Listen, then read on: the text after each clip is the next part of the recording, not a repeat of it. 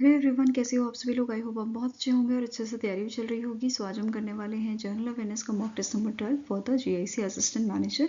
अगर आपने इसके प्रीवियस पार्ट नहीं देखे हैं तो आई बटन पे मैंने जो है प्लेलिस्ट ऐड कर दी है, आप इस पर क्लिक करके प्लेलिस्ट पे गो थ्रू कर सकते हैं और यहाँ पे सारे ही मॉक टेस्ट आप अटेम्प्ट कर पाएंगे। साथ में ही इस लेक्चर के जो PDF है वो आपको हमारे टेलीग्राम चैनल पर मिल जाएगा, जिसका लिंक डिस्क्रिप्शन बॉक्स में दिया हुआ है। तो जल्दी से स्टार्ट करेंगे आज का सेशन।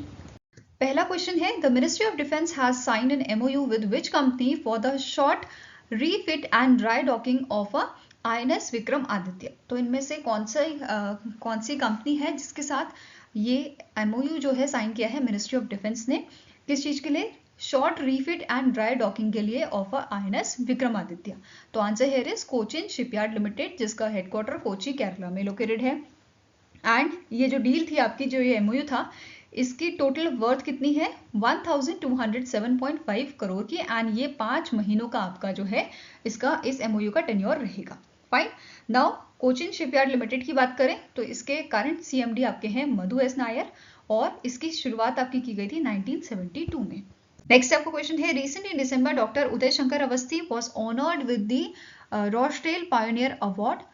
ये अवार्ड दिया जाता है इंटरनेशनल कॉर्पोरेटर अलायंस द्वारा और ये अवार्ड इस साल 2024 का जो अवार्ड है ये उदय शंकर अवस्थी जी को दिया गया है। And question here is, he is the MD and CEO of which organisation. तो ये MD एंड CEO आपके हैं इफ्को के, Indian farmers fertiliser cooperative limited के, ये आपके MD एंड CEO है। एंड ये सेकेंड इंडियन बने हैं आफ्टर वर्गीस कुरियन, जिनको ये रोस्टेल पायनियर अवार्ड दिया गया है।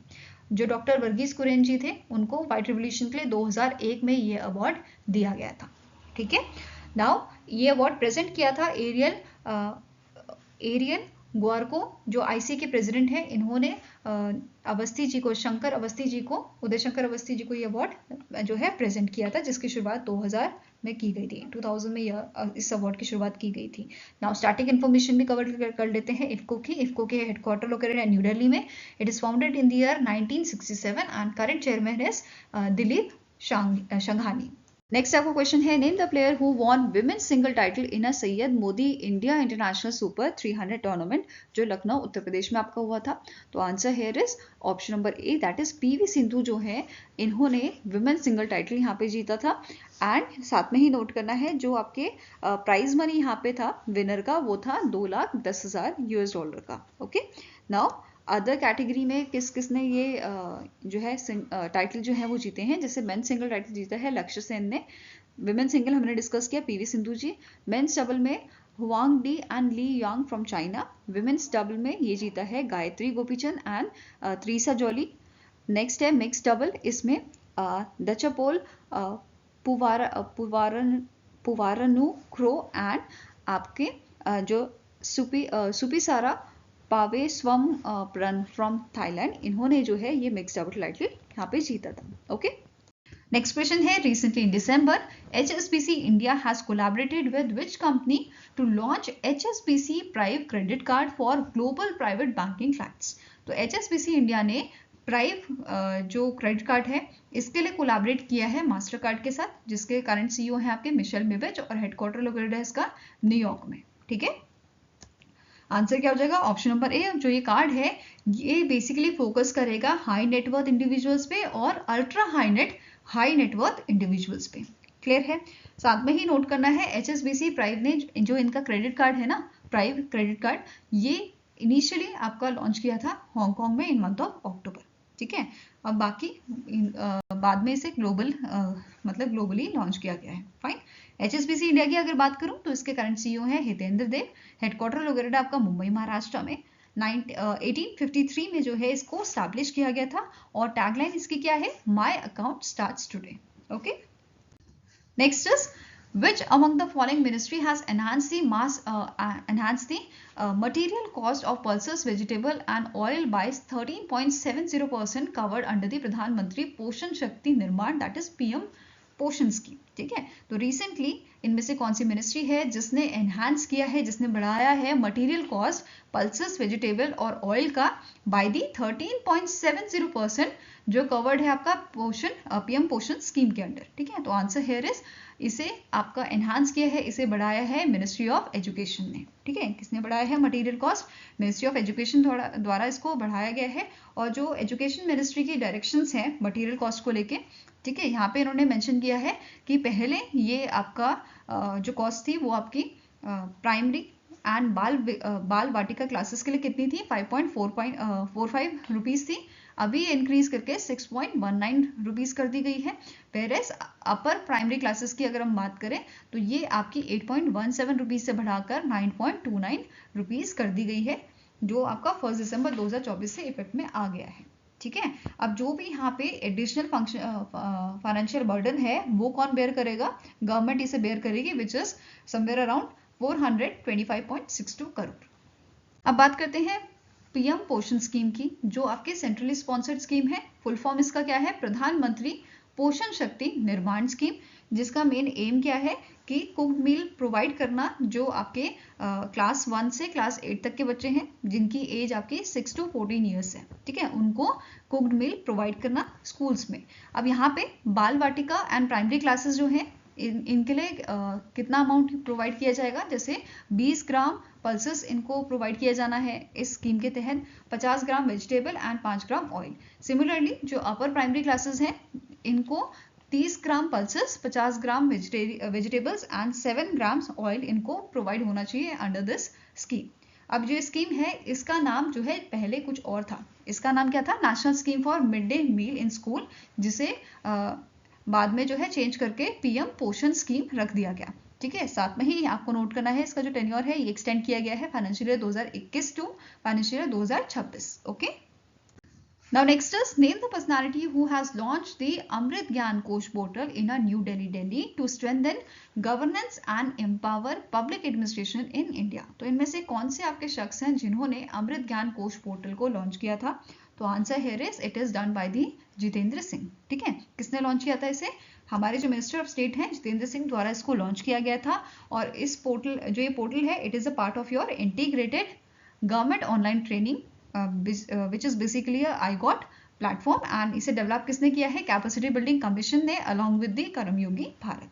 ओके, अब इसी के इस लॉन्च के साथ साथ अमृत ज्ञान कोश पोर्टल के लॉन्च के साथ साथ इन्होंने इनॉग्रेट किया था advance case writing and teaching workshop for 60 faculty members from your civil services training institution. Next is इन्होंने कंडक्ट किया जो ये आपका वर्कशॉप थी, okay, advance case writing and teaching workshop जो थी इसे कंडक्ट किसने किया था? It was conducted by the capacity building commission in collaboration with the Asian development bank institute and Stanford leadership academy for development.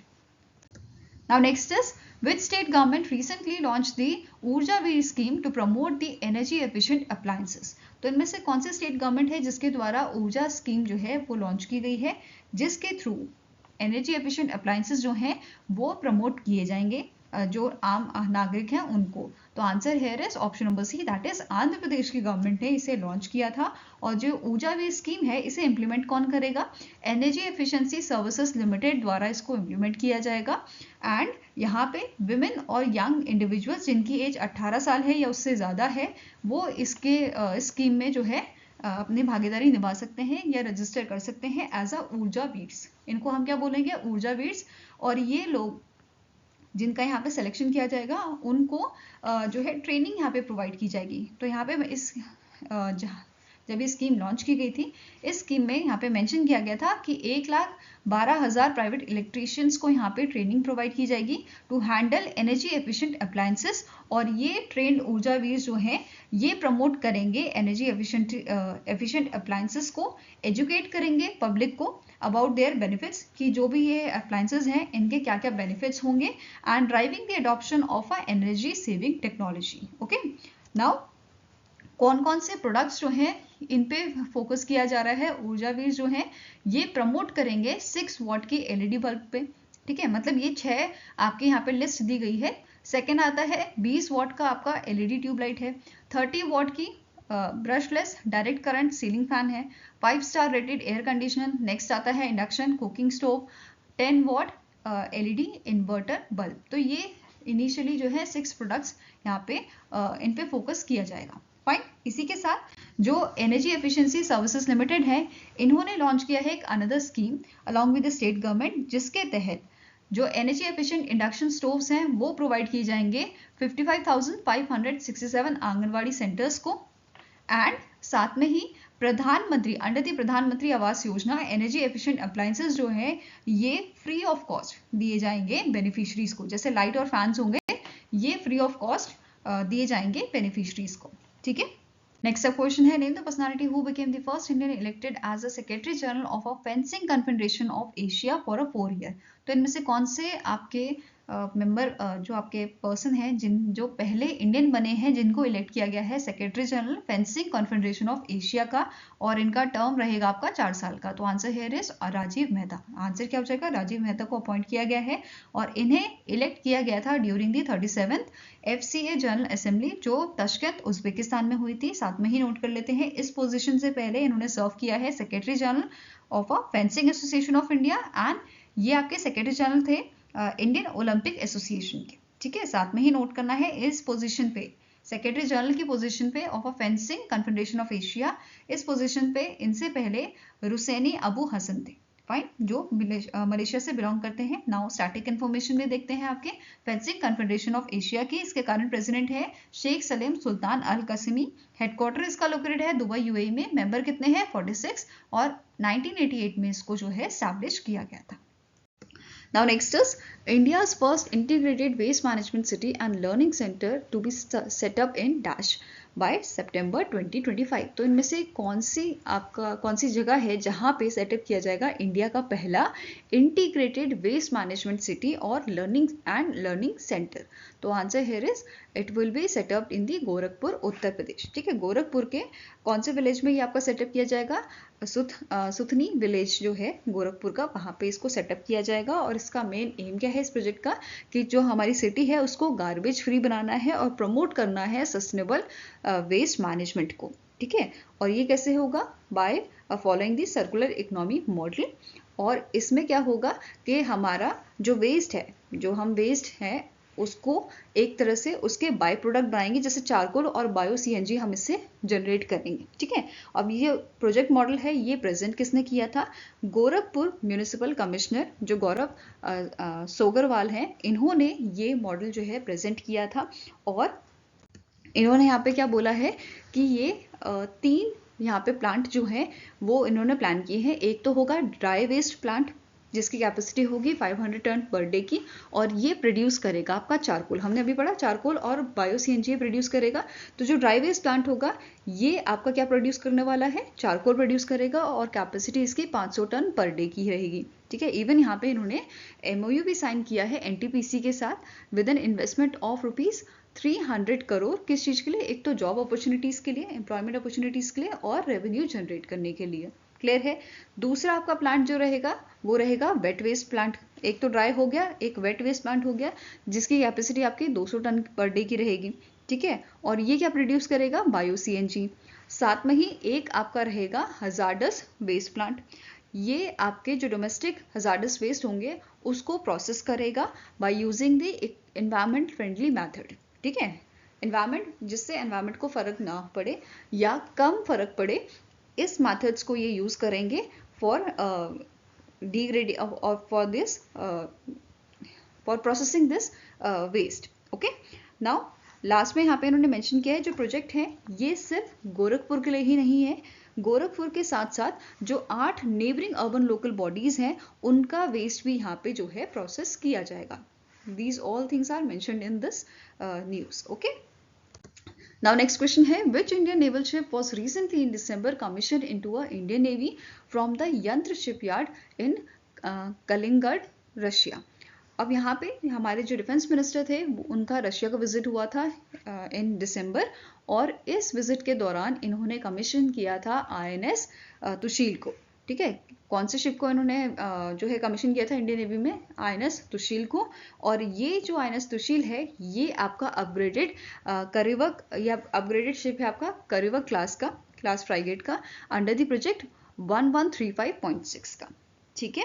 Now अब यहाँ पे अगर बात करें आईएनएस सुशील की, तो आईएनएस सुशील में आपका ब्रह्मोस सुपरसोनिक क्रूज मिसाइल जो है ये इसमें लगाई गई है, ठीक है। साथ में ही आपको यहाँ पे फैसिलिटी मिलेगी shield surface to air missile की। अब बात करें फीचर्स की आईएनएस सुशील की, तो इसकी लेंथ आपकी 125 मीटर की है, वेट आपका रहेगा 3900 टन का, और इसकी स्पीड की अगर बात करें तो ये अटेन कर सकता है 30 नॉट्स की स्पीड। ओके, इसी के साथ नोट करना है एक अनाउंसमेंट यहाँ पे यंत्र शिपयार्ड ने की है कि जो सेकेंड स्टील फ्राइगेट है, आईएनएस तमिल इसका नाम है, ये डिलीवर करेंगे इंडिया को फरवरी 2025 में। फाइन। अब मैंने आपको बताया कि यहाँ पे जो हमारे डिफेंस मिनिस्टर हैं उनका विजिट था रशिया में, और इस विजिट के दौरान राजनाथ सिंह जी ने along with the defence minister of your Russia Andrey Belousov, इनके साथ इन्होंने मिलकर एक सेशन अटेंड किया था, जो 21st सेशन था India Russia inter governmental commission on military and military technical corporation का, जो मॉस्को रशिया में हुआ था। और इवन यहाँ पे जो हमारे डिफेंस मिनिस्टर हैं राजनाथ सिंह जी, इन्होंने इनवाइट किया है एंड्रियो ब्लाउसोव को, जो आपके रशियन डिफेंस मिनिस्टर हैं, कि वो 22 सेशन जो आपका होगा इंडिया में 2022 में, उसमें ये इंडिया में आए, ठीक है। नाउ स्टैटिक इन्फॉर्मेशन देखें तो रशिया के प्रेसिडेंट व्लादिमीर पुतिन है, कैपिटल है मॉस्को, और करेंसीज की क्या है, रशियन रूबल। नेक्स्ट आपका क्वेश्चन है, which among the following organisation sign a letter of intent with India's national bank for financing infrastructure development to enhance financing for India's infrastructure sector for sustainable development. तो इनमें से कौन सी organisation है जिसने letter of intent sign किया है India की नबफिड के साथ, national bank for financing infrastructure and development के साथ, एनहांस करने के लिए फाइनेंसिंग इंडिया के इंफ्रास्ट्रक्चर सेक्टर की for a sustainable development. It is your Asian development bank. कौन सी ऑर्गेनाइजेशन है, एशियन डेवलपमेंट बैंक ने लेटर ऑफ इंटेंट साइन किया है, और जो सिग्नेटरी यहाँ पे थे ये हैं आपके रमेश सुब्रमण्यम, ग्रुप डायरेक्टर हैं, जो आपके group director general of ADB sector, and Rajkiran Rai ji जो आपके मैनेजिंग डायरेक्टर हैं नबफिड के। ओके, नबफिड की बात करें, इसके करंट चेयरमैन है केवी कमात, हेडक्वार्टर लोकेटेड है मुंबई महाराष्ट्र में, और इसे 2021 में स्टैब्लिश किया गया था। फाइन। नाउ बात करेंगे एशियन डेवलपमेंट बैंक से रिलेटेड और न्यूज की। रिसेंटली एडीबी ने जो है अप्रूव किया है इंडिया को 500 मिलियन लोन, ठीक है, 500 मिलियन $US लोन सपोर्ट करने के लिए इंडिया की इकोनॉमिक ग्रोथ को bye promoting environmentally sustainable infrastructure, ठीक है। तो एडीबी का जो लोन है ये बेसिकली इंडिया के इंफ्रास्ट्रक्चर फाइनेंस कंपनी लिमिटेड जो है वो बेसिकली इसका यूज करेगी एडवांस करने के लिए सस्टेनेबल इंफ्रास्ट्रक्चर डेवलपमेंट को इंडिया में। फाइन। नेक्स्ट पॉइंट है कि आप सभी को याद होगा Amravati green smart capital city project हमने पढ़ा था, ठीक है। तो इसके लिए अमरावती प्रोजेक्ट जो है, तो इसके लिए एशियन डेवलपमेंट बैंक ने रिसेंटली 788.8 मिलियन $US का जो अप्रूवल है वो दिया है आंध्र प्रदेश के इस प्रोजेक्ट को, अमरावती एज अ ग्रीन और स्मार्ट कैपिटल सिटी प्रोजेक्ट को। और इन्होंने यहाँ पे मेंशन किया है ये अमाउंट आपका येन में दिया जाएगा, जापानीज येन में ये अमाउंट दिया जाएगा, it is 121.97 billion yen. Okay. Next is, recently in December, the CCI has approved the proposal of Abu Dhabi National Oil Company, that is ADNOC, to acquire petrochemical producing company Covestro, जो आपकी Germany based company है, for $1 billion। तो answer आपका हो जाएगा that is ये stakes जो हैं, ये प्रपोजल अप्रूव किया है सीसीआई ने, और इसका अमाउंट क्या था, इट इज $16.4 बिलियन। ठीक है, आंसर है ऑप्शन नंबर बी। और यहाँ पे 100% एक्विजिशन आपका हुआ है share capital of Covestro AG by the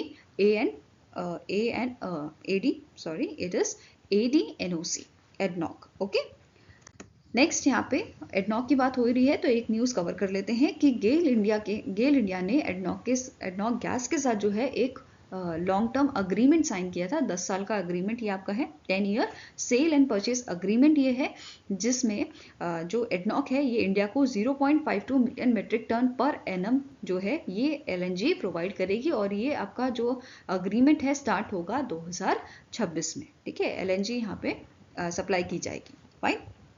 now इसी के साथ CCI ने रिसेंटली अप्रूवल दिया है acquisition of 100% share holding of Thyssen Krupp electrical steel India private limited by J Square electrical steel Nashik private limited, ठीक है। तो यहाँ पे एक्वायर कौन करेगा, J Square electrical steel Nashik private limited. Fine. Next आपका न्यूज है, सीसीआई ने अप्रूवल दिया है acquisition of stakes in India business excellence fund 4th under the category 2nd by VVD and Technologies Private Limited. Now next up question है, Dash became the first state in India to approve the Development and Promotion of Sports Act 2024 to promote the enhancement of a sports infrastructure and transparency in the player selection. तो इनमें से कौन सा state है जो पहला state बना है, पहला राज्य बना है इंडिया का जिसने development and promotion of sports act 2024 को प्रमोट किया है? ठीक है, बेसिकली इन्होंने इसे अप्रूव किया है प्रमोट करने के लिए स्पोर्ट्स इंफ्रास्ट्रक्चर और ट्रांसपेरेंसी प्लेयर सिलेक्शन, मतलब कि जो भी आपका प्लेयर्स का सिलेक्शन होता है वो सही तरीके से हो, ठीक है, हमारी जो स्पोर्ट्स में ग्रोथ है वो अच्छी हो, जो भी सिलेक्शन प्रोसेस आपका चाहे डिस्ट्रिक्ट लेवल हो, चाहे आपका स्टेट हो या नेशनल लेवल हो, उसमें ट्रांसपेरेंसी हो, जो भी काम आपका हो रहा है उसमें बेसिकली ट्रांसपेरेंसी लाने के लिए जो आपका पंजाब स्टेट है इन्होंने अप्रूव किया है development and promotion sports act को। ठीक है, आंसर आपका यहाँ पे क्या हो जाएगा, it is option number B. और जो ये आपके नेशनल स्टेट पॉलिसी है इसका मेन एम क्या है, जैसे कि मैंने आपको बताया, एक लीगल फ्रेमवर्क को स्टैब्लिश करना। ठीक है, नाउ इसी के साथ यहाँ पे एक और चीज़ मेंशन की गई थी कि जो अकाउंट्स हैं आपके उनको मेंटेन करने के लिए जो चार्टर्ड अकाउंटेंट है उनको यहाँ पे मैंडेटरी कर दिया गया है कि वो इन अकाउंट्स को आपका मेंटेन करेंगे, जो भी स्पोर्ट्स से रिलेटेड आपका अकाउंट होगा, राइट। और यहाँ पे क्या बोला है, बिफोर 31 मई जो चार्टर्ड अकाउंटेंट हैं इनको एनुअल स्टेटमेंट जो है, जो भी एक्सपेंडिचर हुआ है, सोर्स ऑफ इनकम क्या है, इन सब के बारे में डिटेल देनी होगी। क्लियर है, साथ में ही नोट करना है जो पंजाब स्टेट एक्ट है आपका 2024 का, इसमें क्या क्या चीज़ें बताई गई हैं कि 5 मेंबर कमेटी यहाँ पे स्टैब्लिश करनी होगी जो टीम और प्लेयर्स को सेलेक्ट करेगी डिस्ट्रिक्ट और स्टेट रिप्रेजेंटेशन के लिए, जिसमें आपके जनरल सेक्रेटरी, 2 सीनियर कोचेस और 2 आपके एमिनेंट प्लेयर्स होंगे। नेक्स्ट है डिस्प्यूट रेजोल्यूशन कमेटी, इनको स्टैब्लिश करनी होगी जो एड्रेस करेगी प्लेयर्स की अपील को within 7 days। Then next है आपका 5 मेंबर सेक्सुअल हरासमेंट कमेटी, इनको जो है बनानी होगी जिसमें 3 फीमेल होनी चाहिए, 2 मेल मेंबर्स होने चाहिए आपके, और आपके executive committee of sports association के। क्लियर है, नेक्स्ट है एक स्टेट लेवल कमेटी भी इनको यहाँ पे फॉर्म करनी होगी by the administrative secretary of a sports department. Next चीज जो मेंशन की गई है कि स्पोर्ट्स कैलेंडर इनको जो है वो अपलोड करना होगा। ठीक है, ये कैलेंडर अपलोड होना चाहिए by 31 March of every year, मतलब हर साल 31 मार्च को 31 मार्च तक ये कैलेंडर अपलोड होना चाहिए। और यहाँ पे क्या बोला है, जो डिपार्टमेंट ऑफ स्पोर्ट्स है ये फाइनलाइज करेंगे इस कैलेंडर को विद इन 30 days। क्लियर है, नाउ स्टैटिक इन्फॉर्मेशन देखते हैं। पंजाब का कैपिटल क्या है, चंडीगढ़। सीएम भगवत सिंह मान है, गवर्नर है Gulab Chand Kataria. Okay, next is as per the WHO's report titled World Malaria Report 2024 addressing inequity in a global malaria response, malaria case in India decreased by -% to the 2 million in 2023। तो recently WHO की एक report आई थी world malaria report, जिसमें mention किया गया था कि 2023 तक आते आते इंडिया ने जो है मलेरिया केस डिक्रीज कर लिए हैं 69%। ठीक है, ये कितना डिक्रीज किया है, 69% डिक्रीज कर लिए हैं, और अब ये सिर्फ 2 मिलियन रह गए हैं। फाइन, और क्या इस रिपोर्ट में मेंशन किया गया था कि इंडिया ने एग्जिट कर लिया है high burden to high impact group को due to significant progress in 2024। और अगर हम बात करें 2000 से 2023 की, ठीक है, 2000 से 2023 की अगर बात करें तो इंडिया का जो मलेरिया बर्डन है ये भी कम हो गया है, 82.4% हमने इसे कम किया है 2023 तक आते आते। और ये आपका कितना रह गया है, 4 मिलियन रह गया है, 22.8 मिलियन से अब सिर्फ ये हमारा बर्डन रह गया है 4 मिलियन का। इसी के साथ 2017 से 2023 की अगर हम बात करें तो मलेरिया केसेस जो हैं इंडिया में ये भी कम हुए हैं। अभी हमने पढ़ा 69% ये कम हुए हैं, 6.4 मिलियन से अब सिर्फ 2 मिलियन रह गया है। वहीं पे अगर केसेस कम हुए तो डेथ भी कम होंगी, तो डेथ हमने 68% से कम की है, अब 11,000 से अब ये रिड्यूस होके 3,500 रह गई हैं। इसके अलावा कुछ की पॉइंट्स हैं, जैसे 2023 में मेजॉरिटी ऑफ मलेरिया डेथ्स देखी गई थी 4 कंट्रीज में। कौन कौन सी ये कंट्री है, Nigeria 30.9%, democratic republic of Congo, Niger, then आपका तंजानिया। तो ये 4 कंट्रीज में सबसे ज़्यादा मलेरिया डेथ 2023 में देखी गई हैं। इसके अलावा मलेरिया केसेस जो बड़े हैं वो कौन कौन सी कंट्रीज में बड़े हैं, आपकी है democratic Republic democratic people Republic of Korea, Myanmar and Thailand में।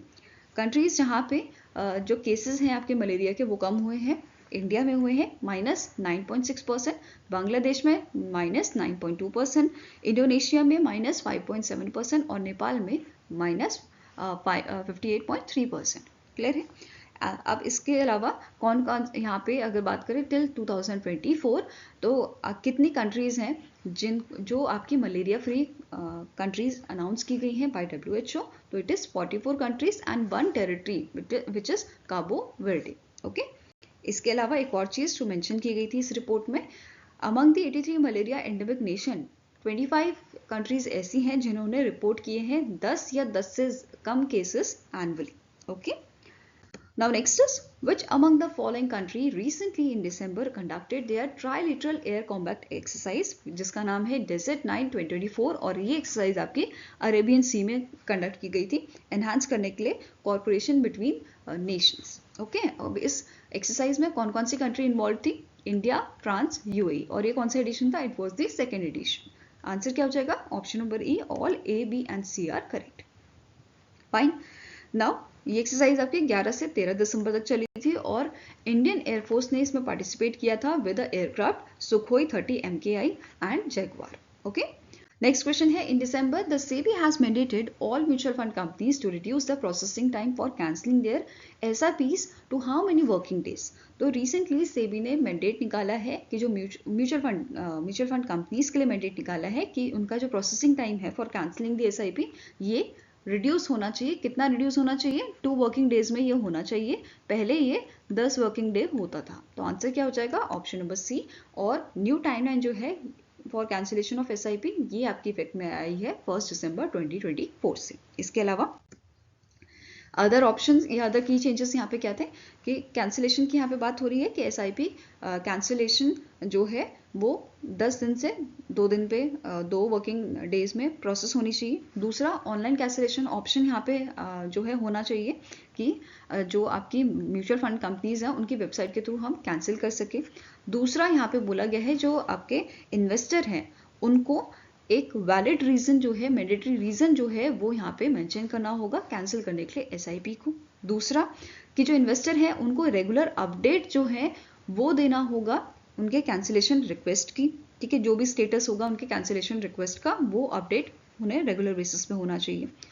तीसरा पॉइंट, चौथा पॉइंट आपका है कि आप SIP को पॉज भी कर सकते हो। जो इन्वेस्टर है वो अगर उसकी फाइनेंशियल कंडीशन सही नहीं है तो वो SIP को पॉज भी कर सकता है, पर इसमें कुछ कंडीशंस भी यहाँ पे बताई गई हैं, जैसे पॉज पीरियड टाइम जैसे ही ओवर होगा ऑटोमेटिकली SIP स्टार्ट हो जाएगी। ठीक है, नेक्स्ट है, अगर आप कैंसिल करते हो SIP को तो आपको दोबारा से रजिस्टर करना होगा उसको कंटिन्यू करने के लिए। तीसरा पॉइंट यहाँ पे बोला गया है कि आप कितनी भी बार SIP को जो है कैंसिल कर सकते हो, n नंबर ऑफ टाइम जो है कैंसिल कर सकते हो, उस पर कोई रिस्ट्रिक्शन नहीं लगाई गई है, ऐसा यहाँ पे मेंशन किया गया है। Next is name the company that has signed a contract for the construction and delivery of a second vessel of 7,500 DWT multi-purpose vessel in a Hamburg, Germany। तो इनमें से कौन सी कंपनी है जिसने कॉन्ट्रैक्ट साइन किया है आपका delivery of a second vessel of a 7,500 DWT multipurpose vessel का?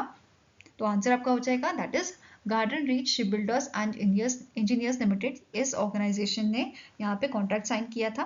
बेसिकली जो जर्मनी की आपकी कंपनी है इसने पहले जो है GSRE के साथ, गार्डन रीच शिपबिल्डर्स के एंड इंजीनियर्स के साथ पहले भी मल्टीपर्पज वेसल्स के लिए कॉन्ट्रैक्ट साइन किया था और अभी इन्होंने एडिशनल 4 वेसल के लिए यहाँ पे जो है कॉन्ट्रैक्ट साइन किया था इन मंथ ऑफ सितंबर, जिसकी वैल्यू आपकी थी $54 मिलियन की। ठीक है, और ये जो प्रोजेक्ट है ये आपका कंप्लीट कब होगा? 33 मंथ्स में ये आपका कंप्लीट हो जाएगा। फाइन। नाउ इसके अलावा जो garden reach shipbuilders and engineers limited है इन्होंने रिसेंटली DRDO की naval science and technological laboratory को हैंड ओवर किया है जलदूत को। जलदूत क्या है? अनमैन्ड सरफेस वेसल है जिसको GSRE और DRDO ने मतलब दोनों ने मिलकर डिजाइन और डेवलप किया है for the survey and communication missions. Okay, now GSRE की बात करें तो हेडक्वार्टर इसका लोकेटेड है आपका कोलकाता वेस्ट बंगाल में। करंट CMD इसके हैं आपके PR हरी। और कब स्टैब्लिश किया गया था? 1884 में इसे स्टैब्लिश किया गया था। नेक्स्ट क्वेश्चन है, which of the following option is correct with respect to the 29th Conference of Parties to the United Nations Framework Convention on Climate Change, which took place in Baku, Azerbaijan from 11th to 22nd November 2024. तो पहला statement है UAE ने announce किया है कि ये develop करेंगे world का पहला chat GPT tool for agricultural community, जिसका नाम रखा गया है ChAG, chat plus AG for agriculture and chat for chat GPT. Okay. Next statement है एशियन डेवलपमेंट बैंक ने इंक्रीज किया है इनका climate related lending up to $7.2 billion after US और जापान ने एग्री किया है कि अंडरराइट करेंगे risk for some of the existing loans. Next point है ड्यूरिंग द COP29 इंडिया और इटली ने लॉन्च किया है 5 साल का स्ट्रैटेजिक एक्शन प्लान आउटलाइन करने के लिए स्पेसिफिक इनिशिएटिव्स इन अ की सेक्टर्स, जैसे आपका हो गया defence, trade, clean energy, connectivity, economic ties etcetera. Okay. Next point है यूएई ने लॉन्च किया है ग्लोबल एनर्जी एफिशिएंसी अलायंस, जिसका एम है डबल करना ग्लोबल एनर्जी एफिशिएंसीज रेट को बाय 2030 एंड रिड्यूस करना कार्बन एमिशन को. और लास्ट पॉइंट है ऑल ऑफ द अबव. ठीक है, सारे ही आपके करेक्ट हैं. तो answer here is option number E, that is सारे ही स्टेटमेंट्स जो मेंशन किए गए हैं आपके ए बी सी डी, ये सारे करेक्ट हैं. ओके. इसके अलावा यहाँ पे जो अगला आपका समिट होगा 2025 में, जो United nation framework convention on climate change का आपका COP30 होगा, ये कहाँ पे होगा? ये ब्राजील के बेलम में होगा एंड 10 से 21 नवंबर को ये आपका होगा. फाइन. नाउ स्टैटिक इन्फॉर्मेशन भी देख लेते हैं United nation framework convention on climate change की. तो इसके करंट एग्जीक्यूटिव सेक्रेटरी हैं साइमन स्टेल. हेडक्वार्टर आपका जर्मनी में लोकेटेड है, बॉन Germany, and it is founded in the year 1992. Member currently है 198. ओके. नाउ कुछ और डिटेल्स में बात करते हैं. पहला पॉइंट आपका है जो आपका COP29 था, इसे इनॉग्रेट किया था एग्जीक्यूटिव सेक्रेटरी जो आपके हैं United nation framework for climate change के साइमन स्टेलिंग जो है, इन्होंने इसे इनॉग्रेट किया था. नेक्स्ट पॉइंट है कि जब ये COP29 कंक्लूड हुआ था तो यहाँ पे एक आपका बाकू फाइनेंस गोल जो है इसे अडॉप्ट किया गया है, विच कमिट्स कि जो डेवलप्ड नेशन है इनको मोबिलाइज करना होगा $300 billion annually by 2035 and it aims for $1.3 trillion in climate finance for developing countries in a long term. ठीक है, क्लाइमेट फाइनेंस के लिए बेसिकली. नेक्स्ट पॉइंट है as per the global carbon project 2024 की ग्लोबल कार्बन बजट रिपोर्ट यहाँ पे release की गई थी COP29 में, जिसमें मेंशन किया गया था इंडिया का जो कार्बन एमिशन है वो आपका 2024 में राइज हुआ है 4.6%. ठीक है, it is forecasted to rise by 4.6% in 2024. वहीं पे अगर ग्लोबल फॉसिल फ्यूल एमिशन की अगर बात की जाए तो ये एक्सपेक्टेड है कि ये 2024 में आपका पहुंच जाएगा 37.4 बिलियन टन्स तक. और अगर बात की जाए टोटल कार्बन एमिशन की तो ये आपका ग्लोबली 2024 में कितना पहुंच गया है? 41.6 बिलियन टन ये पहुंच गया है. अगर 2023 के कंपैरिजन में बात करें तो 23 में 40.6 बिलियन टन था और अभी 41.6 बिलियन टन ये हो गया है 2024 में. ओके. अगर यहीं पे एक क्वेश्चन आपका स्टैटिक बने कि लार्जेस्ट कार्बन एमिटर कौन है, कौन सी कंट्री जो है वो सबसे ज्यादा कार्बन एमिशन करती है, तो आंसर आपका हो जाएगा पहले नंबर पे आ जाता है चाइना, देन यूएसए और फिर आता है इंडिया. ठीक है, ये टॉप 3 आपकी लार्जेस्ट कार्बन एमिटर कंट्री है. नेक्स्ट पॉइंट है आपका कि पहला ड्राफ्ट जो है आपका, ठीक है, first draft at Baku sets 2030 goal of $5 trillion for climate action. तो यहाँ पे जो नेगोशिएटर थे आपके COP29 के, ठीक है, इन्होंने रिवाइज ड्राफ्ट प्रेजेंट किया था इस समिट में, which is a latest version of a new collective quantified goal of a climate finance, जिसका एम क्या है कि ग्लोबल वार्मिंग को हमें कम करना है. ठीक है, limit the global warming to below 2 degree Celsius from a pre industrial levels. And यहाँ पे जो नोट ड्राफ्ट किया गया था ये कहता है कि जो डेवलपिंग कंट्रीज हैं इनको नीड है, ठीक है, it need a estimated of 5 to 6.9 trillion per year until 2030. किस चीज के लिए? For the nationally determined contribution and around 4 trillion annually इनको चाहिए होगा, मतलब इनको इन्वेस्ट करना होगा रिन्यूएबल एनर्जी में अगर हम सभी को अचीव करना है नेट जीरो एमिशन 2050 तक. ठीक है, तो हमें इतना पैसा खर्च करना होगा. नेक्स्ट आपका पॉइंट है ड्यूरिंग द समिट IUCN जो है इन्होंने रिवील किया था दैट इज कि आपका 44% रीफ बिल्डिंग कोरल स्पीशीज जो है ये रिस्क पे है, रिस्क ऑफ एक्सटेंशन पे है अगर हम बात करें 2008 के कंपैरिजन में ये 33% था और अभी ये बढ़ के 44% हो गया है। इन्होंने ये चीज़ यहाँ पे मेंशन की थी। एंड ये जो आपकी कोरल स्पीशीज हैं ये 56 जो हैं ये आपके वनरेबल हैं, 251 एंडेंजर्ड कैटेगरी में आती हैं और 33 क्रिटिकली एंडेंजर्ड कैटेगरी में है। ओके, नाउ नेक्स्ट आपका पॉइंट है as per the third report which is on a independent high level expert group on climate finance, emerging market and developing countries, इसमें exclude किया गया है चाइना को।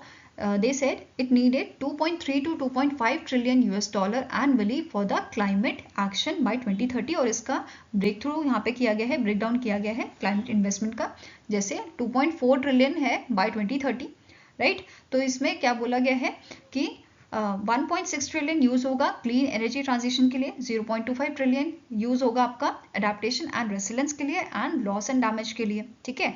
0.3 trillion for natural capital and sustainable agriculture, 0.04 trillion for just transition. तो इस type का यहाँ पे ब्रेक डाउन किया गया था। फाइन, नेक्स्ट आपका पॉइंट है over 1700 fossil fuel lobbyists have gained access to COP29। Maximum यहाँ पे जो थे ये आपका अजरबैजान से थे 2229, ओके। ब्राजील सेकेंड नंबर पे था 1914 एंड टर्की में आपका 1862 थे। वहीं पे अगर बात करें इंडिया की तो इसमें इंडिया से 24 जो लॉबिस्ट हैं उनको यहाँ पे गेन दिया गया था। 17 इसमें से आपके federation of Indian chambers of commerce and industry से, FICCI से, 3 आपके CII से एंड 4 आपके वेरियस NGO से इसमें शामिल थे।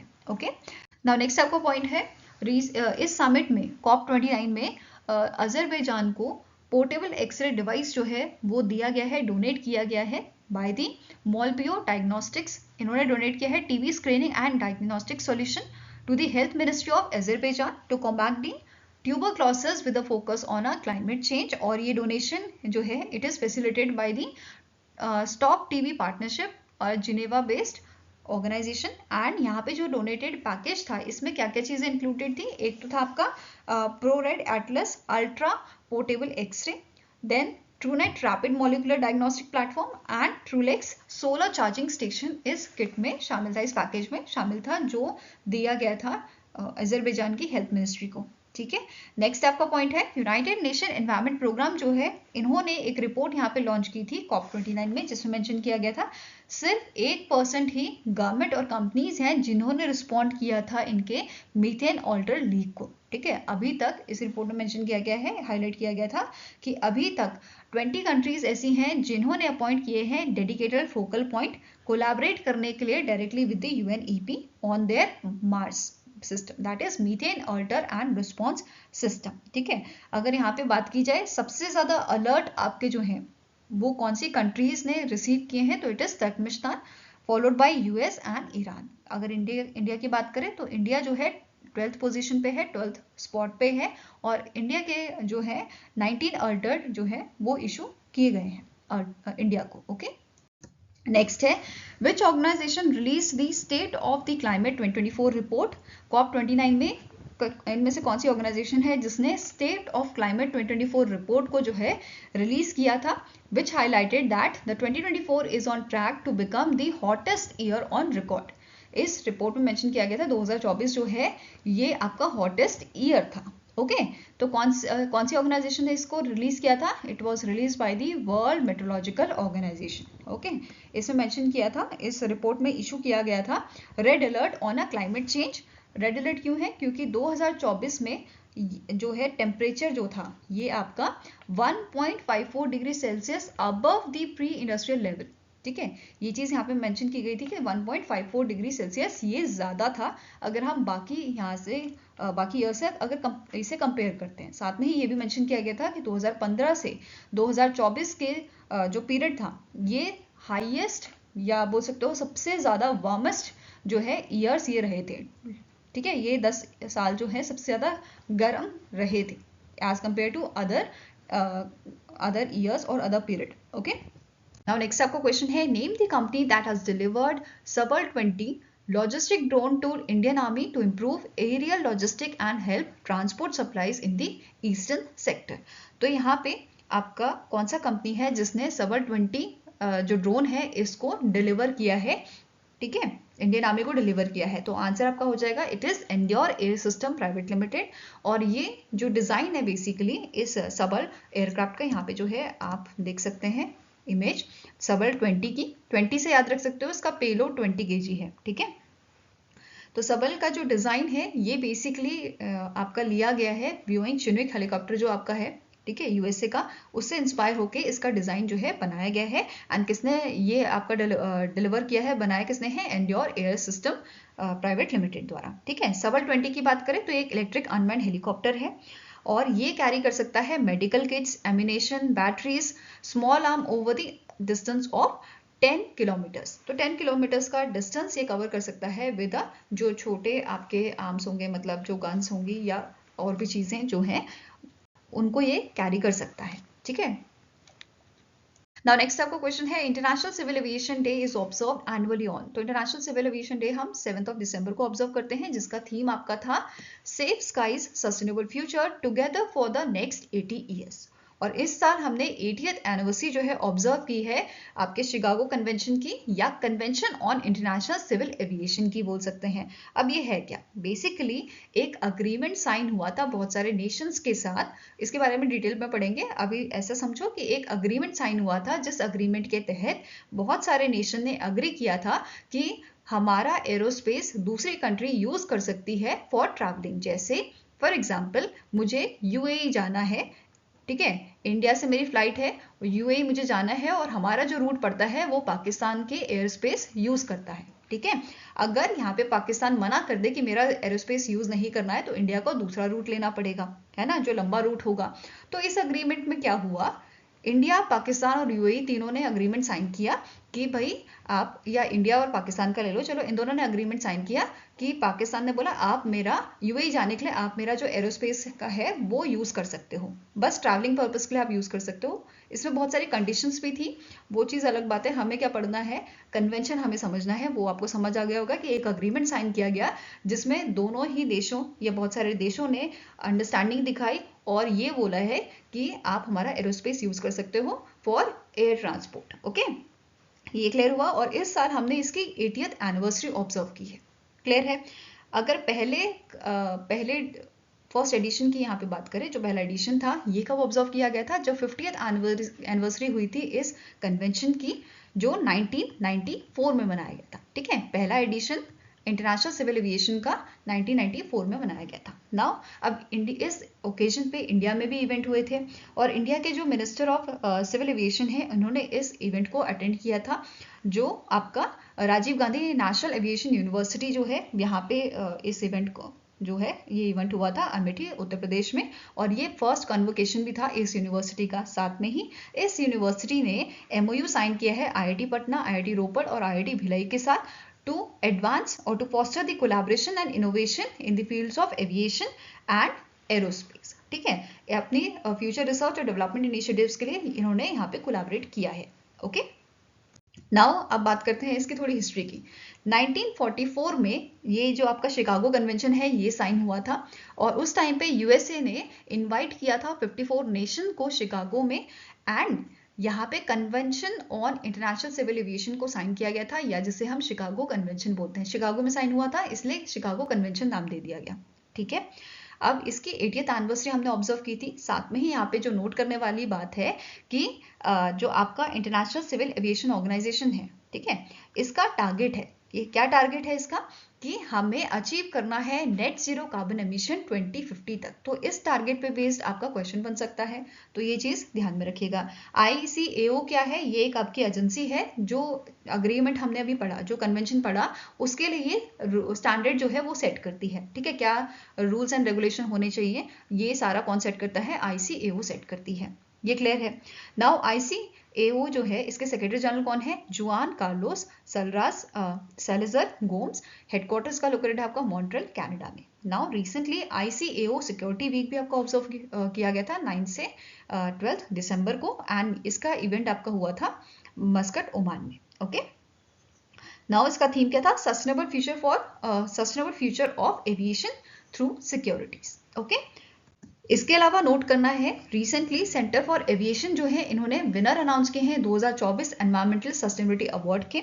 जिसमें ग्लोबल एनवायरमेंटल सस्टेनेबिलिटी एयरलाइन और airline group of the year ये सेलेक्ट किया गया है Turkey based Pegasus airline.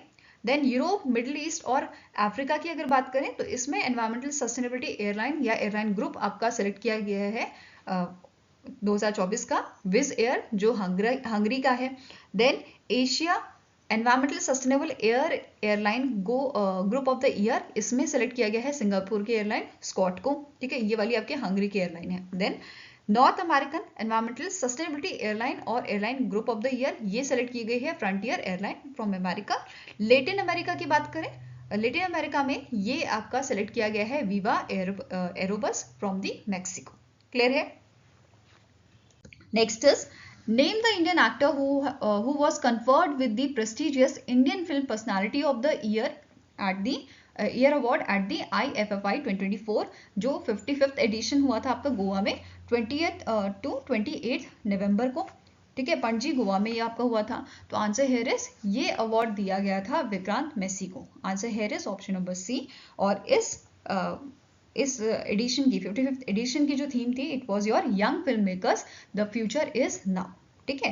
IFFI जो है इसे ऑर्गेनाइज किया था ministry of information and broadcasting ने along with the national film development corporation and entertainment society of Goa, इन तीनों ने मिलकर इसे ऑर्गेनाइज किया था। और कंट्री ऑफ फोकस इसका था आपका ऑस्ट्रेलिया, ठीक है। साथ में ही नोट करना है इस इवेंट में जो आपका ऑस्ट्रेलिया का डांस ग्रुप है जिसका नाम है जनावी डांस क्लैन, इसने कल्चरल प्रोग्राम यहाँ पे प्रेजेंट किया था इस एडिशन में, ठीक है। साथ में ही नोट करना है यहाँ पे एक अवार्ड जो है वो इंट्रोड्यूस किया गया है best debut Indian director award, जिसके लिए कैश प्राइज यहाँ पे रखा गया है 5 लाख का for recognising the young film maker talent in India. Okay, साथ में ही नोट करना है जो ये आपका फिल्म फेस्टिवल हुआ था, इस फिल्म फेस्टिवल में सेलिब्रेट किया गया था 100th anniversary of 4 icons of Indian cinema which is Raj Kapoor, Tapan Sinha, Akkineni Nageswara Rao and Mohammed Rafi. Okay, अब बात करेंगे अवार्ड्स की। तो Indian film personality of the year ये भी हमने पढ़ा विक्रांत मैसी जी को दिया गया है। देन सत्यजीत रे लाइफ टाइम अचीवमेंट अवार्ड, इसके बारे में क्वेश्चन बनता है, ये दिया गया है ऑस्ट्रेलिया के फिलिप नॉइस को। Then ICFT UNESCO Gandhi medal award ये दिया गया है Swedish film maker Levan Akin Crossing को, ठीक है। देन नेक्स्ट आपका best debut director of Indian feature film ये दिया गया है नवजोत बंदी वदेकर को, ये नोट करना है, नई कैटेगरी इंट्रोड्यूस हुई थी, ठीक है। Best debut feature film of a director ये दिया गया था आपका साराह फ्राइडलैंड को for the film Familiar Touch. Then special jury award ये दिया गया है फ्रांस के लुइस कॉर्बसर को for their film Holy Cow. Okay, best web series OTT में ये दिया गया है इंडिया की लंपन मराठी वेब सीरीज को। क्लियर है? ये भी नोट करना है आपको। नेक्स्ट है golden peacock award for best film feature film, ये दिया गया है टॉक्सिक को, ठीक है। टॉक्सिक मूवी को ये दिया गया है जो लिथुआनियन लैंग्वेज में थी। ओके, नेक्स्ट है सिल्वर पीकॉक अवार्ड, ये 3 कैटेगरी में दिया गया था, best director, then best actor और बेस्ट एक्टर फीमेल, मेल और फीमेल में जो है अवार्ड दिया गया था। इसके अलावा इस इवेंट में कुछ की पॉइंट्स आपको नोट करने हैं, जैसे प्रसार भारती ने लॉन्च किया था waves OTT platform at this event IFFI जो 55th एडिशन था इसमें लॉन्च किया था। देन नेक्स्ट है आशुतोष गोवारिकर जो हैं इनको अपॉइंट किया गया था chairperson of international jury for the 2024 edition, और इस जूरी में जो गोल्डन पीकॉक जूरी थी इस जूरी में Ashutosh Gowariker, Anthony Chen, Elizabeth Karlsen, then Jill Bilcock and फ्रैन बोगरिया जैसे आपके जो है पर्सन्स भी इस जूरी में शामिल हुए थे। साथ में ही ओपनिंग सेरेमनी जो थी यहाँ पे फिल्म दिखाई गई थी आपकी Better Man. Then closing ceremony जो थी इसमें ड्राई सीजन नाम की फिल्म दिखाई गई थी। Okay, next is in December 2024, the Department for Promotion of Industry and Internal Trade, that is DPIIT, has signed an MOU with which e-commerce company to support startup through the $100 million fund. तो इनमें से कौन सी e-commerce company के साथ जो है MOU sign हुआ है department for promotion of industry and internal trade का? इट इज योर फ्लिपकार्ट, ठीक है। फ्लिपकार्ट के साथ ये आपका अग्रीमेंट साइन हुआ है जिसका हेडक्वार्टर बेंगलुरु कर्नाटका में लोकेटेड है और करंट CEO इसके कौन है? कल्याण Krishnamurthy. Next is, recently in December, the Cabinet Committee on Economic Affairs has approved the establishment of how many new Navodaya Vidyalayas in the uncovered district of a country under Navodaya Vidyalaya scheme. तो Navodaya Vidyalaya scheme के under cabinet committee on economic affairs ने 28 नए नवोदय विद्यालय को यहाँ पे establish करने की बात की है। तो आंसर आपका हो जाएगा ऑप्शन नंबर डी। और टोटल एस्टिमेशन जो इसके लिए दिया गया है, टोटल कॉस्ट जो बताया गया है, इट इज ₹2359.82 करोड़। एंड इसका टाइम स्पैन आपका रहेगा 5 साल का, 2024-25 से लेके 2028-29 तक इसका टेन्योर रहेगा। और कौन कौन से स्टेट्स के डिस्ट्रिक्ट में बेसिकली ये आपके स्टैब्लिश किए जाएंगे, तो अरुणाचल प्रदेश के 8 डिस्ट्रिक्ट में यहाँ पे ये स्टैब्लिश किया जाएगा। देन आपके असम में 6 होंगे, मणिपुर में 3, कर्नाटका में 1, महाराष्ट्र में 1, वेस्ट बंगाल में 2 और तेलंगाना में 7 होंगे। ओके, नेक्स्ट है, recently in December, Ministry of Corporate Affairs appointed Vaibhav Chaturvedi as a ex-officio member of a Insolvency and Bankruptcy Board of India. Where is the headquarter of IBBI located? तो recently Ministry of Corporate द्वारा appoint किए गए हैं Vaibhav Chaturvedi as a ex officio member IBBI के। ठीक है, now यहाँ पे स्टार्टिंग क्वेश्चन आपका बन गया है कि IBBI का हेडक्वार्टर कहाँ लोकेटेड है, तो ये न्यू दिल्ली में लोकेटेड है। फाइन, IBBI जो है इसे स्टैब्लिश किया गया था under the insolvency and bankruptcy code of 2016 और 2016 में ही इसको जो है आपका स्टैब्लिश किया गया था। ओके, इसका मेन ऑब्जेक्टिव क्या था कि ये मॉनिटर करे इंसॉल्वेंसी एंड बैंक्रप्सी प्रोसेस को, प्रमोट करे transparency, accountability and efficiency in resolving the stressed asset. ठीक है, करंट चेयरपर्सन की बात करें तो इसके चेयरपर्सन IBBI के आपके करंटली है रवि मित्तल। और कुछ एक्स्ट्रा इन्फॉर्मेशन देख लेते हैं वैभव चतुर्वेदी जी के बारे में। तो इन्होंने RBI में सर्व किया है as a general manager stressed asset resolution May 2017 से। ठीक है, एंड साथ में ही इन्होंने जो है सर्व किया है executive assistant to the deputy governor of RBI 2005 से 2011 के बीच में। एंड साथ में ही इन्होंने एज अ कंसल्टेंट भी वर्क किया है in the world bank. Okay, now next question है, as per the report titled SBTI commitments by the Indian companies released by the ICRA ESG ratings, India has secured dash position globally in a corporate climate action with a 127 companies committed to a net zero target under the Science Based Target Initiative, that is SBIT initiative. तो recently यहाँ पे एक report release की है, किसने, ICRA ESG rating ने। इन्होंने क्या बोला है, इंडिया की 127 कंपनीज ने कमिट किया है टू नेट जीरो टारगेट। ठीक है, जो नेट जीरो टारगेट है अंडर दी SBIT, इंडिया की 127 कंट्रीज ने ये कमिट किया है। और इसी के साथ इंडिया जो है ग्लोबली 6th नंबर पे जो है अपने आप को रख पा रहा है। ठीक है, इंडिया की जो पोजीशन है वो 6th नंबर पे है अगर हम बात करें in terms of a net zero target adopt करने की। ओके, तो answer here is option number D. अगर टॉप 5 कंट्रीज की बात करें तो पहला नंबर आपका आता है यूके का, यूनाइटेड किंगडम, विद 702 कंपनीज जिन्होंने इस कमिटमेंट को कमिट किया है। Okay, then followed by USA with 425 companies, China with 233 companies, Germany with 203 and Sweden with 143 companies. Fine, global scenario की अगर बात करें तो इस रिपोर्ट में मेंशन किया गया है ग्लोबली अराउंड 9000 कंपनीज ऐसी हैं जिन्होंने एमिशन रिडक्शन टारगेट को कमिट किया है और इसमें से भी 3500 ऐसी हैं जिन्होंने स्पेसिफिकली टारगेट किया है नेट जीरो एमिशन का। फाइन, और सबसे ज्यादा ये कंट्री आपकी बिलोंग करती है यूरोप से with 2998 firms and it is followed by Asia with 1846 companies. Okay, now static information भी देख लेते हैं। करंटली ICRA ESG रेटिंग के आपके MD and CEO हैं रामनाथ कृष्णन, हेडक्वार्टर लोकेटेड है न्यू दिल्ली में and it is founded in the year 1991। Okay, now India की बात करें तो इस रिपोर्ट में मेंशन किया गया था ग्लोबली इंडिया जो है, मतलब जो ग्लोबल एमिशन हो रहा है उसमें इंडिया कितना कंट्रीब्यूट कर रहा है, 7% का इंडिया का कंट्रीब्यूशन यहाँ पे हो रहा है। और इवन ये भी हाईलाइट किया गया था कि इंडिया की 6 इंडियन पावर सेक्टर कंपनीज हैं जिन्होंने जो SBIT टारगेट है उसको अडॉप्ट किया है और इसमें से 3 तो ऐसी हैं जो रिन्यूएबल एनर्जी पे ही ऑपरेट कर रही हैं। इनमें से कौन सी ये 3 है जो रिन्यूएबल एनर्जी पे ऑपरेट कर रही हैं? एक तो हो गई आपकी अदानी एनर्जी सॉल्यूशन लिमिटेड, दूसरी है JSW एनर्जी लिमिटेड और तीसरी है Tata power company limited. Next आपका क्वेश्चन है, according to the Goldman Sachs research global research 9 Indian states with existing और proposed cash transfer programme for women had a total budget estimate of $18 billion for the financial year 2025 which represents -% of India's GDP। तो यहाँ पे क्या बोला गया है, आप सभी को पता है, एक थोड़ा सा समझने वाले इसको।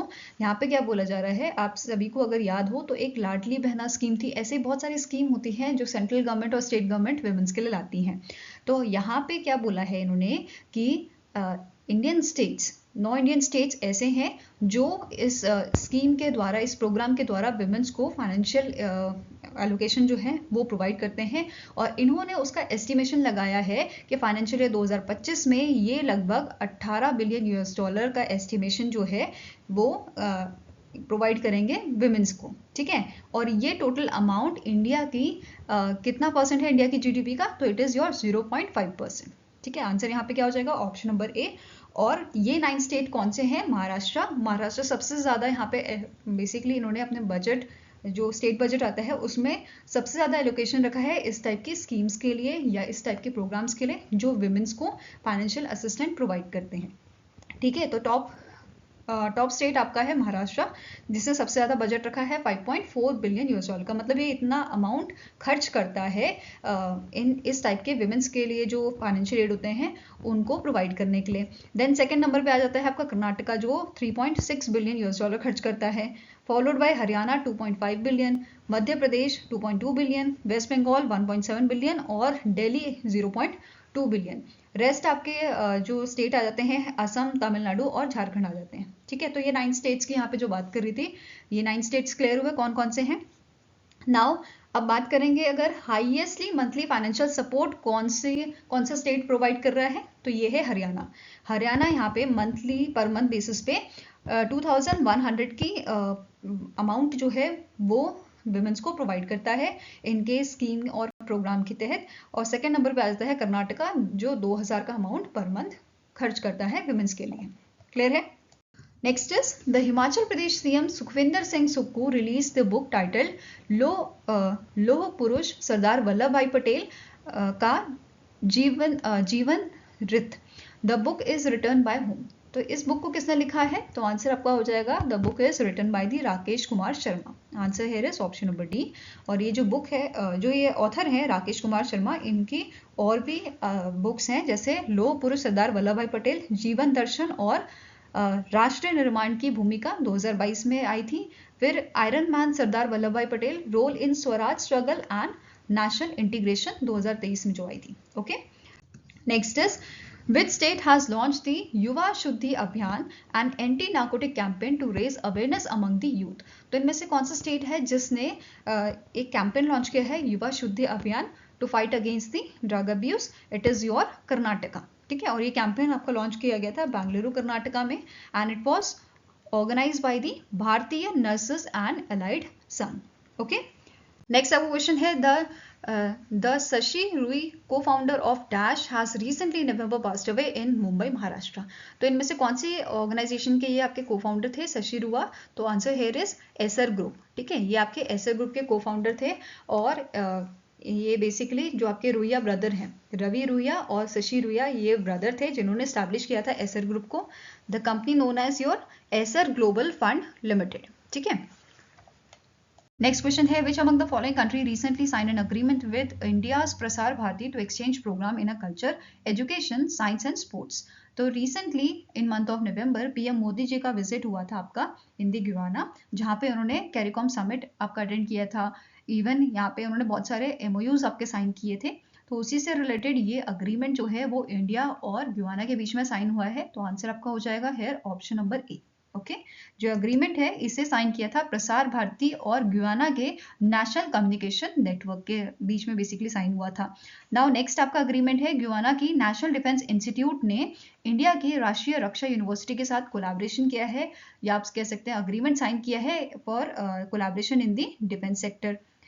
नेक्स्ट अदर MOUs जो यहाँ पे साइन हुए इंडिया और गुयाना के बीच में, तो इंडिया की जो NPCI इंटरनेशनल पेमेंट लिमिटेड जो है आपकी NPCI इंटरनेशनल पेमेंट लिमिटेड, इन्होंने अग्रीमेंट साइन किया है, इन्होंने जो है MOU साइन किया है गुयाना के मिनिस्ट्री ऑफ फॉरेन अफेयर्स के साथ स्टैब्लिश करने के लिए UPI को। ओके, नेक्स्ट है, दोनों ही कंट्रीज ने, इंडिया और गुयाना ने अग्रीमेंट यहाँ पे साइन किया है, इन्होंने अग्री किया है इम्प्लीमेंट करने के लिए जन औषधि स्कीम को for supplying affordable medicine to the CARICOM countries. ठीक है, कैरिबियन कम्युनिटी या कैरिकॉम कंट्रीज। अदर फील्ड्स जहाँ पे MOU साइन हुआ है, पहली आ जाती है आपकी pharmaceutical and medical sector, health sector में कोलैबोरेशन यहाँ पे हुआ है, कल्चरल एक्सचेंज प्रोग्राम में, bilateral corporation in agriculture and allied sectors, और कॉर्पोरेशन इन दी हाइड्रोकार्बन सेक्टर, तो इनमें भी यहाँ पे MOU साइन हुआ है। साथ में ही जो PM मोदी एंड जो आपके प्रेसिडेंट थे डॉक्टर इरफान अली, इन्होंने एक पेड़ माँ के नाम मूवमेंट जो है इंडिया की, इसमें हिस्सा लिया था और इन्होंने एक सैम्पलिंग जो है प्लांट की थी। और ये जो इनिशिएटिव है ये कब लॉन्च किया गया था, आपका जो एनवायरनमेंट डे होता है 5 जून को, उस टाइम पे, उस उपलक्ष्य में इसको लॉन्च किया गया था। ठीक है, नेक्स्ट है, PM मोदी ने यहाँ पे हैंडओवर की थी की to city of Georgetown, जहाँ पे इंडिया कैरिकॉम समिट हुई थी, सेकेंड एडिशन आपका हुआ था। ठीक है, नेक्स्ट अब बात करते हैं, PM मोदी जी ने यूनिक गिफ्ट्स जो हैं वो प्रेजेंट किए थे आपके जो हेड्स थे दूसरी कंट्रीज के, जो इस समिट में शामिल हुए थे। जैसे PM मोदी ने प्रेजेंट किया था सिलोफार पंच अमृत कलश, जो कोल्हापुर से आपका कोल्हापुर की आर्ट है, और ये इन्होंने प्रेजेंट किया था नाइजीरियन प्रेसिडेंट को। देन ही प्रेजेंटेड वर्ल्डली paintings to the Brazilian president. Then next आता है आपका natural rough amethyst and silver camel head जो है इन्होंने प्रेजेंट किया था ऑस्ट्रेलिया के PM को। Hand carved silver chess set इन्होंने जो है गिफ्ट किया था पुर्तगाल के PM को। ठीक है, नेक्स्ट आता है सिल्वर कैंडल स्टैंड, इन्होंने जो है गिफ्ट किया है इटली की PM को, जॉर्ज मेलनी को। एंड इन्होंने hand engraved silver fruit ball इन्होंने प्रोवाइड किया था, इन्होंने प्रेजेंट किया था जो सेक्रेटरी जनरल आपके थे कैरिकॉम के, कार्ला बार्नेट को। ठीक है, इसी के साथ इन्होंने पेपर मैच गोल्ड वर्क वास जो है फ्रॉम जम्मू एंड कश्मीर, ये इन्होंने गिफ्ट किया है UK के PM को। एंड पश्मीना शॉल इन्होंने गिफ्ट की थी जो फर्स्ट लेडी है गुयाना की, उनको। ओके, एंड जो आपके कैरिकॉम कंट्रीज के लीडर्स हैं उन सबको यहाँ पे गिफ्ट हैम्पर जो है प्रेजेंट किया गया है PM मोदी की तरफ से कश्मीर सैफरन का। फाइन, नेक्स्ट क्वेश्चन है, name the organisation that has unveiled a comprehensive road map to make all coastal community tsunami ready by 2030 during the international conference in Banda Aceh Indonesia. तो recently आपकी इनमें से एक international organisation है which is UNESCO. UNESCO ने unveil किया है, ठीक है, यूनेस्को ने अनवील किया है कॉम्प्रिहेंसिव रोड मैप किस चीज के लिए, ताकि जो कोस्टल कम्युनिटी है, ठीक है, जो कोस्टल कम्युनिटी है उनको सुनामी रेडी बनाया जाए by the year 2030। Fine, now under this initiative जो यूनेस्को है, यूनेस्को सुनामी रेडी प्रोग्राम के तहत इन्होंने यहाँ पे क्या बताया है, ओवर 30 से ज़्यादा ऐसी कंट्रीज हैं जिन्होंने क्रिटिकल अर्ली वार्निंग सिस्टम जो है वो अपना स्टैब्लिश कर लिया है। एंड 26 इंडियन और 12 इंडोनेशियन कोस्टल कम्युनिटीज को रिकॉग्नाइज किया गया है as a tsunami ready. Clear है। साथ में एक और चीज यहाँ पे मेंशन की गई थी कि ग्लोबली 700 मिलियन पीपल ऐसे हैं जो सुनामी प्रोन एरियाज में अभी रहते हैं, और ये आपका जो आंकड़ा है 2050 तक, ठीक है, 2050 तक ये आपका पहुंच जाएगा 1 बिलियन तक, ऐसी इंफॉर्मेशन यहाँ पे दी गई थी। नेक्स्ट क्वेश्चन है, which bank has launch a Pragati saving account for semi urban and rural customers. तो इनमें से कौन सा बैंक है जिसने रिसेंटली प्रगति सेविंग अकाउंट लॉन्च किया है इनके सेमी अर्बन और रूरल कस्टमर्स के लिए? It is your HDFC bank. It was launch by the HDFC bank, और इसका पुराना नाम आपका है फार्मर सेविंग अकाउंट। ठीक है, क्या नाम है इसका? फार्मर सेविंग अकाउंट के नाम से इसे जाना जाता था। नाउ स्टैटिक इन्फॉर्मेशन देखिए HDFC बैंक की, तो करंट MD एंड CEO इसके हैं शशिधर जगदीशन। हेडक्वार्टर लोकेटेड है मुंबई महाराष्ट्र में, स्टैब्लिश किया गया था 1994 में, and its tagline is we understand your world. Next question है, the national accreditation board for testing and calibration laboratories that is NABL under the quality council of India sign an MOU with CREDAI to enhance quality assurance for temporary site testing laboratories। तो recently NABL और जो आपका CREDAI है इसके बीच में MOU sign हुए हैं, ताकि जो क्वालिटी एश्योरेंस है आपका टेम्पररी साइट्स का टेम्पररी साइट टेस्टिंग लेबोरेटरीज का उसको एनहांस किया जा सके, उसे और अच्छा किया जा सके। Now question here is who is the chief executive officer of a CREDAI? तो आंसर हियर इज अनिल नायक। ठीक है, करंट सीईओ क्रेडाई के हैं अनिल नायक। क्रेडाई क्या है? Confederation of a real estate developers association of India. Okay, now जो एमओयू है it was formalised during the CREDAI silver jubilee celebration जो 25 नवंबर को आपका हुआ था न्यू दिल्ली में। ओके, नाउ हेडक्वार्टर की बात करें तो न्यू दिल्ली में इसका हेडक्वार्टर है और इसे 1999 में स्टैब्लिश किया गया था। वहीं पे इसके आपके कुछ इंपॉर्टेंट पर्सनालिटीज के बारे में देख लेते हैं, जैसे चेयरमैन इसके हैं मनोज गौर, प्रेसिडेंट इसके हैं Boman Irani and president elect कौन है? शेखर पटेल। ओके, नाउ बात करते हैं national accreditation board for testing and calibration laboratories की, दैट इज NABL की। तो इसके करंट सीईओ हैं एन वेंकटेश्वरन। हेडक्वार्टर लोकेटेड है गुरुग्राम हरियाणा में और इसे 1988 में स्टैब्लिश किया गया था। नेक्स्ट आपका क्वेश्चन है which ministry has launch the e Sankhyiki portal to facilitate seamless access to official statistics in India? E Sankhyiki portal जो है ये लॉन्च किया गया है ministry of statistics and programme implementation के द्वारा। आप इसे सिंपली कैसे याद रख सकते हो? सांख्यिकी जो है ये आपका हिंदी वर्ड है स्टैटिस्टिक्स के लिए। ठीक है, स्टैटिस्टिक्स हम बोलते हैं ना, इसको अगर हिंदी में बोला जाए तो ये होता है सांख्यिकी। तो ई-सांख्यिकी पोर्टल यहाँ पे लॉन्च किया गया है ministry of statistics and programme implementation के द्वारा। और ये जो पोर्टल है क्यों लॉन्च किया गया है? ताकि जो ऑफिशियल स्टैटिस्टिक्स हैं उनको आप इजीली एक्सेस कर पाए। ठीक है, ये क्लियर हुआ? नाउ यहाँ पे ministry of statistics and programme implementation के मिनिस्टर पूछे जा सकते हैं। मिनिस्टर ऑफ स्टेट कौन है? इनका नाम है Rao Inderjit Singh. Okay, next question है the union minister has launch the Bal Vivah Mukt Bharat campaign to eradicate child marriage and to empower youth girls across the nation. तो इस कैंपेन को लॉन्च किया था अन्नपूर्णा देवी ने, जो यूनियन मिनिस्टर है ministry of women and child development की। Here answer is option number A. और ये जो कैंपेन है ये कैंपेन आपका फोकस करता है 7 हाई बर्डन स्टेट्स में। कौन कौन से स्टेट्स हैं ये? वेस्ट बंगाल हो गया आपका, बिहार हो गया, झारखंड, राजस्थान, त्रिपुरा, असम एंड आपका आंध्र प्रदेश। ओके, साथ में ही ये इंडिया के 300 डिस्ट्रिक्ट्स पे फोकस कर रहा है जहाँ पे चाइल्ड मैरिज रेट जो है वो आपका नेशनल एवरेज से ज़्यादा है। ठीक है, अब इस कैंपेन का मेन एम क्या है? हमें जो चाइल्ड मैरिजेस हैं उसकी जो परसेंटेज है, उसकी जो प्रिवलेंस है वो हमें 5% से कम करनी है बाय द ईयर 2029। तो ये टारगेट याद रखना है। साथ में ही यहाँ पे बताया गया है कि जो चाइल्ड मैरिजेस हैं वो 2006 से अगर कंपेयर करें हम 2021 तक का डेटा यहाँ पे कंपैरिजन के लिए दिया गया है कि 2006 में 47.4% का यहाँ पे रेट था। ठीक है, चाइल्ड मैरिजेस का, कि इतनी ज़्यादा चाइल्ड मैरिजेस यहाँ पे हो रही थी। वेरस 2021 का डेटा अगर हम देखें 2019, 20 और 21 का डेटा, तो यहाँ पे परसेंटेज हमें 23.3% देखने को मिला है। ठीक है, साथ में ही ये जो कैंपेन है it is align with the India का जो आपका विजन है 2047 का, विच इज़ विकसित भारत। तो उसके साथ ही ये आपका काम कर रहा है। ठीक है, एंड ये स्ट्रिक्टली हमें रोकता है, प्रोहिबिटेड करता है कि गर्ल्स की एज जो आपकी है, ठीक है, गर्ल्स की एज शादी के लिए क्या है 18 ईयर्स और बॉयज़ की क्या है 21 ईयर्स। अगर इससे कम कोई जो है गर्ल्स एंड बॉयज़ जो है शादी करते हैं या उनकी शादी करवाई जाती है तो वो आपका पनिशेबल है, उस पर पेनल्टीज आपको देनी पड़ेंगी। ठीक है, तो ये चीज़ बोला गया है कि यहाँ पे जो चाइल्ड मैरिजेस हैं बेसिकली वो यहाँ पे उसकी मनाही यहाँ पे है। ठीक है, साथ में ही इस इवेंट में child marriage free Bharat portal launch किया गया था जहाँ पे आप जो है कंप्लेन कर सकते हो, कंप्लेन फाइल कर सकते हो और सारी डिटेल यहाँ पे एक्सेस आप कर सकते हो।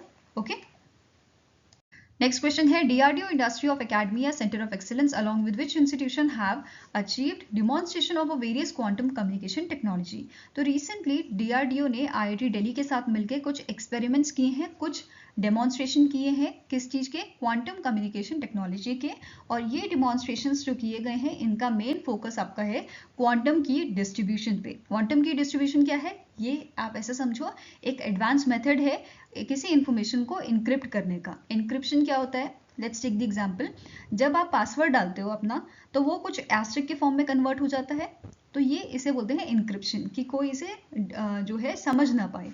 ठीक है, एक्चुअल में आपने जैसे ABCD अपना पासवर्ड रखा है और ये एक्चुअल में ABCD ना होके चेंज हो जाए आपका एस्ट्रिक में या किसी और चीज में, तो उसे बोलते हैं आपका इनक्रिप्शन, कि हमने डेटा को इनक्रिप्ट कर दिया, उसे किसी और फॉर्मेट में लिख दिया ताकि उसे कोई पहचान ना पाए। ठीक है, नाउ अब यहाँ पे जो डेमो आपके हुए हैं, जो डेमोन्स्ट्रेशन हुए हैं, इसमें से पहला आपका डेमोन्स्ट्रेशन है क्वांटम की डिस्ट्रीब्यूशन का, which was over the 50 kilometres fibre link, जो लैब में हुआ था। एक और यहाँ पे टेस्ट हुआ था आपका सेपरेट फील्ड टेस्ट का, which demonstrated entanglement of a distribution and quantum key distribution over your 8 kilometres optic fibre. और ये दोनों ही टेस्ट आपके IIT दिल्ली कैंपस में हुए थे। नेक्स्ट आपका टेस्ट जो है ये बताता है फ्री स्पेस एंटेंजलमेंट डिस्ट्रीब्यूशन को, जहां पे शोकेस किया गया था BBM92 प्रोटोकॉल्स को। फाइन, इसके अलावा यहाँ पे क्या बोला गया है, बिटवीन टू टेबल्स, जो आपका 20 मीटर का और एक दूसरा था 80 मीटर का। ठीक है, तो ये आपका यहाँ पे डिमॉन्स्ट्रेट किया गया था। नेक्स्ट है हाइब्रिड एंटेंगलमेंट, जो बेसिकली जिसमें अचीव किया है हमने very low quantum error rate which is around 6% in a laboratory over a distance of 10 metre. तो देखो ये जो टेस्ट है ये इतने खास आपके है नहीं। क्वेश्चन क्या बनेगा वो यही है कि DRDO ने कौन से इंस्टीट्यूशन के साथ आपका जो है यहाँ पे डेमो किया था, और ये डेमो किस चीज पे बेस्ड थे, क्वांटम की डिस्ट्रीब्यूशन पे बेस्ड थे। क्लियर है। Now next question है, which ministry has launched India's first artificial intelligence data bank at the 7th edition of Associated Chamber of Commerce and Industry of India, that is ASCOM AI Leadership Meet 2024, जो आपकी new Delhi में हुई थी। तो AI data bank जो है, India का पहला AI डेटा बैंक, ये रिलीज किया था आपका ministry of science and technology ने, जिसके मिनिस्टर कौन है, जितेंद्र सिंह जिसके मिनिस्टर हैं। और इस इवेंट की थीम की अगर बात करें तो ये आपकी थी AI for India, advancing India's AI development, innovation, ethics and governance. Next up question है, the Emma Jennifer McCon announced her retirement from competitive swimming. She belongs to which country? तो Emma Jennifer McCon जो है ये आपकी Australia से belong करती हैं, Australian swimmer है बेसिकली, जिन्होंने अभी रिटायरमेंट ले लिया है। और इनकी अगर बात करें तो इन्होंने बहुत सारे मेडल जीते हैं, जैसे अभी जो पेरिस ओलंपिक हुए थे इन्होंने यहाँ पे गोल्ड मेडल जीता था in a 400 metre freestyle relay. Then she also won 1 silver 1 bronze, मतलब पेरिस ओलंपिक में ही इन्होंने गोल्ड, सिल्वर और ब्रॉन्ज मेडल भी जीते थे। देन इनके नाम पे एक रिकॉर्ड है 20 कॉमनवेल्थ गेम्स मेडल का, एंड इसमें 14 गोल्ड आपके इंक्लूडेड हैं, साथ में ही 20 मेडल इनके हैं वर्ल्ड एक्वेटिक्स चैंपियनशिप के। And she became the first female swimmer और सेकेंड वुमेन इन हिस्ट्री जिनके पास 7 मेडल हैं। ठीक है, 7 मेडल, जिन्होंने सिंगल ओलंपिक में 7 मेडल जीते थे, ये इनका एक तरह से आप बोल सकते हो रिकॉर्ड है। ठीक है, नेक्स्ट क्वेश्चन है, the RBI has imposed a fine of rupees 61.40 lakh on which among the following bank for failing to comply with the KYC know your customer regulations। तो रिसेंटली RBI ने impose किया है ये penalty आपके RBL bank पे। तो answer here is option number A। और RBL bank की बात करें तो इसके करंट MD and CEO हैं R Subramanya Kumar, headquarter located है मुंबई महाराष्ट्र में, और स्टैब्लिश किया गया था 1943 में।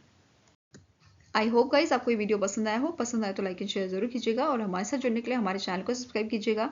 अगर आपके कुछ सजेशन है तो आप हमें मेल्स कर सकते हैं benchmarkstudy007@gmail.com पे, या फिर आप हमें कमेंट सेक्शन में भी लिख सकते हैं। सो मिलेंगे इसी नेक्स्ट वीडियो के साथ। Till then take care, have a nice day and all the best for your preparations.